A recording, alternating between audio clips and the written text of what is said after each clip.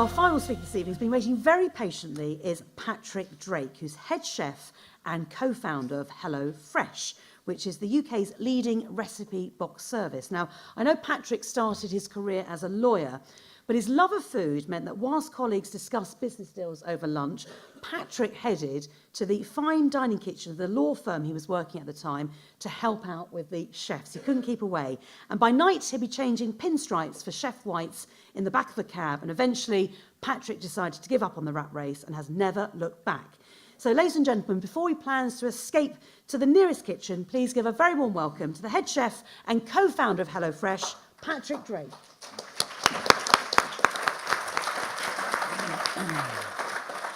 Hi guys, I'm really excited to be here. I'm very honoured that the British Library thinks that I have done something interesting enough to talk about as well. There's a lot of stuff that I really want to share with you. I'm going to try and keep it in time, so let's do this. So, it all started off here. Food was always a really, really big priority for me. This is me as a 3-year-old eating my Cornish pasty on the beach, and things never really changed. I mean, back then it was really a case of just a basic need to constantly eat, which actually continues to today, which is why I was just eating a little like energy ball out of my pocket earlier on stage, because I'm always super hungry. But the thing is that I never believed that food could become something that I would do as a business. It was just a hobby. It was something I loved doing, cooking for my family, cooking for my friends. But it wasn't a proper serious job, you know, and I came from a background where I was very much told that you do your time, you do your 9 to 5 for 40 years, you collect a nice little pension at the end, and you should be happy with that, and that's your life. I wasn't going to accept that, but actually, I kind of did accept it at the beginning, and this is what happened. This rather grainy photo is one of the last surviving photos of me as a lawyer. I've tried to expunge as many of them as from the history books and from Google as possible. This one is remaining. Yeah, I know. Well, I felt older at the time as well. This was me as a lawyer. Now, why did I become a lawyer? Because, well, all of the right reasons, really. I wanted to wear suits. And I wanted to have these things called conference calls because they sounded so glamorous. And I remember talking to friends who were already in the city, and they would say things like, "I can't talk now, Patrick, I'm going to a meeting." I'd be like, "Whoa, that sounds like really powerful. I want some of that." So I, for all of those fantastic, like deep heartfelt reasons, I went into being a lawyer. I went to this firm called Clifford Chance in Canary Wharf. But it wasn't really everything it was cracked up to be. I mean, I'd like to say that this photo doesn't represent the reality, but it kind of did. I mean, it just didn't speak to what I wanted to do as a person. There was no creativity in it. It just felt like I wasn't really fulfilling myself. I had no chance that I would actually fulfill my potential as a human being. I know that sounds grandiose, but I've often been accused of being grandiose. So what did I do? Well, I spent my breakfasts, my lunch times, and my dinners, all of which were in the building, I might add, with my colleagues talking about what would be my escape plan. Every single day we talked about this for years and years and years. Well, one day, I was talking to a friend of mine who happens to live in Los Angeles, and she happens to work at a TV network. And we were just chatting, and I was complaining as usual about this deal I was working on, and I hate my job and blah, blah. And she said, "Oh yeah, the challenges we've got at the moment, well, one of the things we're trying to look for new concepts for a TV show."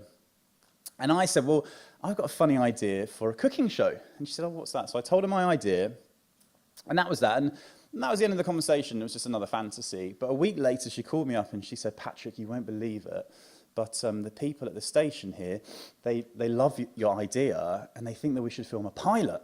So why don't you pretend to be the chef, and we'll just do this." So I'm sitting at my desk doing another revolving credit facility agreement, which is about as interesting as it sounds. And I just thought, you know, what have I got to lose? So I was like, yeah, sod it, let's do this.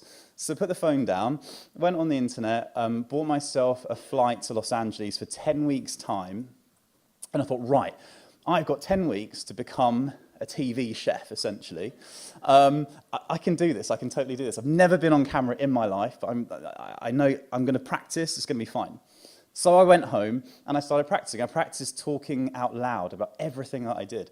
So if I'm washing up in the kitchen, I'll be like, so the next thing I'm going to do is just put some soap suds on the dish. And the reason why is because I really need to get some bubbles so I can cut through the grease. And my housemate's in the background, he's like, what is Patrick on?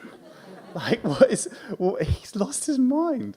Because I didn't tell anybody. I was like, I'm adamant that this is the one dream that I've had, that I'm not going to expend all my energy talking about it to people and then just kind of forget about it. I'm going to bottle it all up and I'm going to put all of that energy into actually making it happen, which I think is a very, very good approach to dreams and goals generally. And also because I just thought people would think I'm absolutely nuts. So practice I did.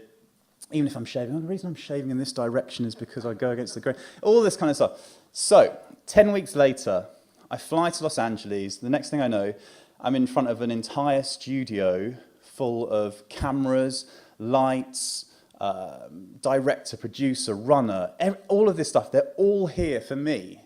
And I've never been in front of a camera in my life. And I was petrified. I mean, my throat constricted, my heart was beating out of my chest. I could barely get a word out. I was practically hyperventilating. I managed to calm myself down, and I got through the day. But it wasn't really my finest hour. I mean, I wasn't. It wasn't my crowning performance. And I got back to the UK, and actually, this was part of the show. So I got back to the UK. Nothing really came of it. And I had this decision to make. It was like, either this is a really fun story that I can tell my grandkids, or if I'm really serious about this, I need to make a plan, and I need to just go for it. So I decided on the latter. I wrote down at the top of a piece of paper, I want to have, because I basically, my motivations, I wanted to teach people how to cook. And I just thought that being a TV chef sounded kind of fun. So I wrote down on the top of a piece of paper, by this date, I'll have a TV show teaching people all over the world how to cook, and I'll be working in food for the rest of my life.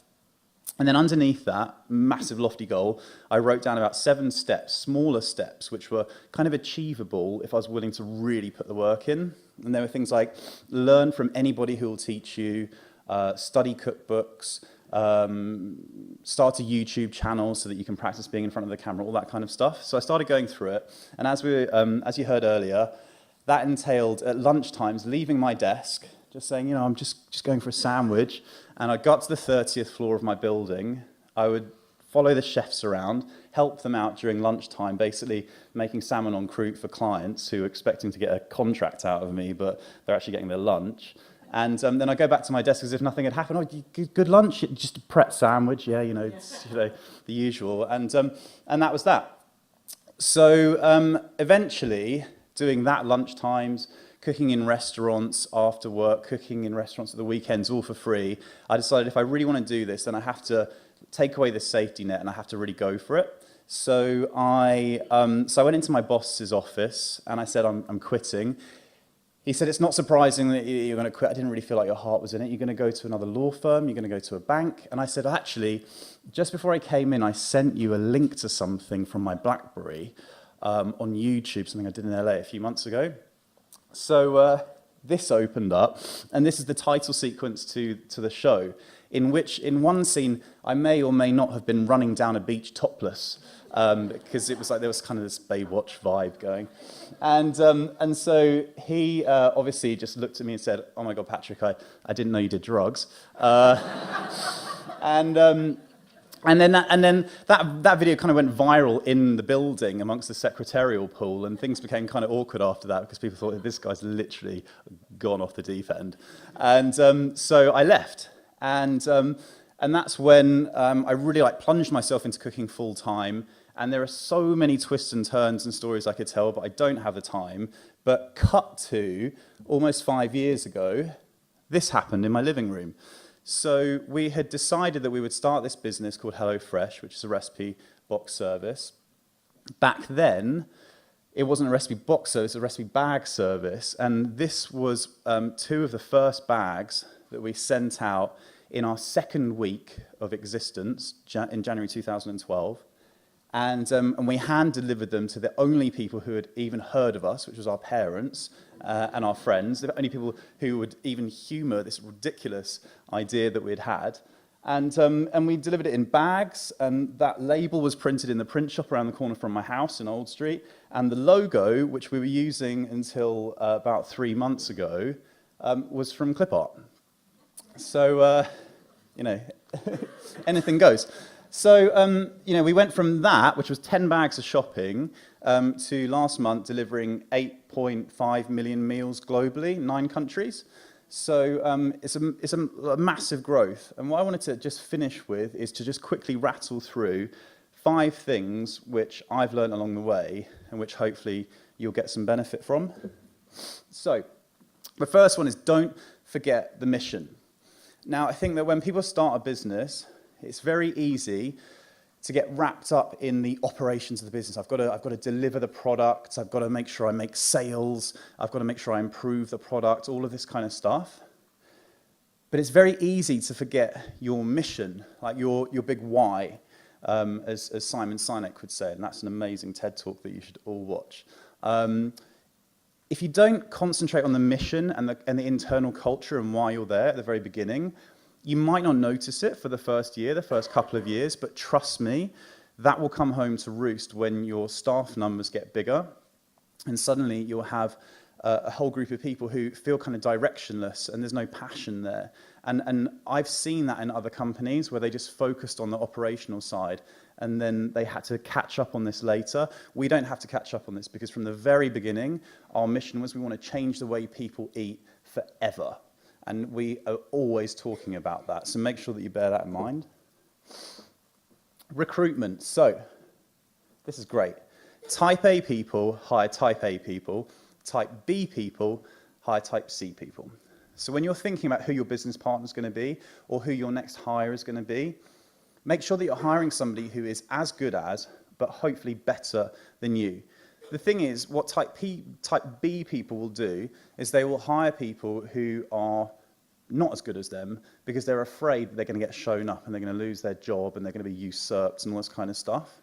But that is a surefire way to put your business on a downward trajectory. So hire people who are better than you and then just get on with the things that you're fantastic at. Marketing versus sales. So another thing, at the beginning, it's very easy to think, right, okay, we've got to get the word out there about our business. So what's the best way to get the word out there to the most people? We're going to get a billboard in Piccadilly Circus, or we're going to get a massive advertising campaign on the underground, or maybe something on TV. Trouble with that is there's a good chance that nobody really understands what your product is. That was the case for us because we were the first people in the UK to do recipe boxes. So we didn't focus so much on that mass advertising. We focused on getting a few super passionate people to sell the product in person. And nothing really can replace that. A really passionate person, as you will be as founders of businesses, you know how passionate you can be. Choose people that are like you, who are as passionate about your business, and get them in front of potential customers, and then build your audience that way. The next one is don't try to be perfect. Now, I think that a lot of us in this room, myself included, we're perfectionists, right? We want to make sure that before our product gets out there, it's absolutely perfect. But it's not true. We're not perfectionists. We're procrastinating. And we're afraid that if we put that product out there, we launch our website, then suddenly we're going to be judged by the whole world, and suddenly the whole game's going to be up. So people put lots and lots of effort into R&D and into developing this perfect product, only to then release it and realize that, in fact, it's not perfect in the public eye anyway, because you've actually given them what you thought was perfect, but they don't agree with you. So with HelloFresh, you could see that the product that we sent out in those first 2 weeks was far, far from perfect. It was really crappy. But what we did with that was that we learned as we go. There's this fantastic saying, we threw ourselves off the cliff and we built the plane on the way down. That's what we did, basically. And we learned as we went, and we got real feedback from real people who are spending real money. And they didn't temper their feedback as our parents did and as our friends did. They told us straight, we hate this, we love this. And then based on that, we had to learn very, very quickly, and we had to iterate very quickly, but that's got us to where we are today. Final thing, escape the cult of mediocrity. You will recognize people from this cult because they are the people who will come up to you and they will tell you that you can't do this. This has never been done. Stop dreaming, get your head out of the clouds, get your feet back on the ground, and all this kind of bullshit. Don't listen to them. Don't listen to these people. Don't let them suck you into their cult of mediocrity. You have to have the courage of your convictions. If people are telling you it's never been done before, fantastic, that's great, right? That's exactly what you want. You don't want to just trot out the same thing that everybody else is doing. So take risks, have the courage of your convictions, and don't listen to the naysayers. That is the lot.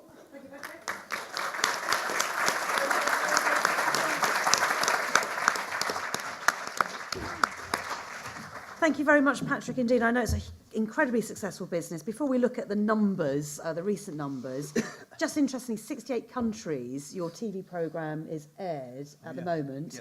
Yeah. So how important do you think it is to have a personality or a brand personality to actually launch your product or your service? So how important is it you actually can sell it? I think it's massively important. It's about, I think you've got to have personalities and names that people can actually relate to, because nobody wants to really just buy from an anonymous logo anymore. They want to know about the characters behind the business. So whether it's me or it's our one of our chefs, Mimi, or it's Luke, the guy he's like the operations guy, but we call him Luke, the guy that packs the boxes. You know, it's about making, having that friendly face and having that friendly relationship with people so that through the good times, and particularly the bad, they stick with you. And I think it's in the bad times that you really see it, because when you've screwed up, as you inevitably will, as we have done numerous times, when they can relate to human beings and they know that actually we're trying our hardest to make sure this product is the best it can be, we've really got your best intentions at heart, they forgive you. And so having that level of personality, I mean, think back to that time when you called up Sky or Virgin or whoever it is, name them all to cover yourself. or Vodafone or what have you, and you just got given that generic line, "Oh, I'm sorry, madam, for any inconvenience caused. I'll speak to our logistics department who will look after this for you." I mean, it's like, shoot me now. You know, inject some personality into your business. Like, treat people as human beings. Don't talk from a script. If you can do that, I think that you'll be a massive step ahead. What if you're not as confident, though, as you? If you're not, an outward personality, what can you do then in order to create that storytelling passion? Honestly, like, I know it might. Are you?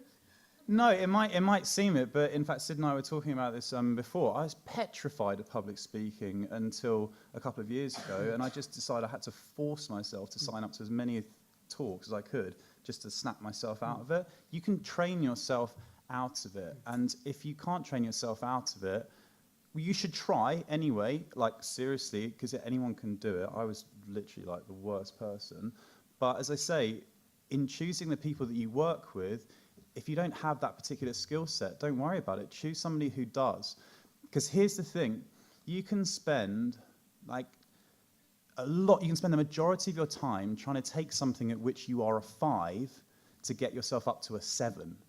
But that is a waste of time, because once you get to 7, you're still not going to be world class at it.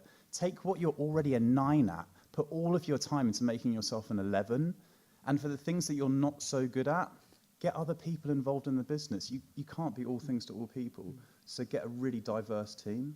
Now, last month, September 2016, HelloFresh delivered, we ready for this, 8.5 million meals globally.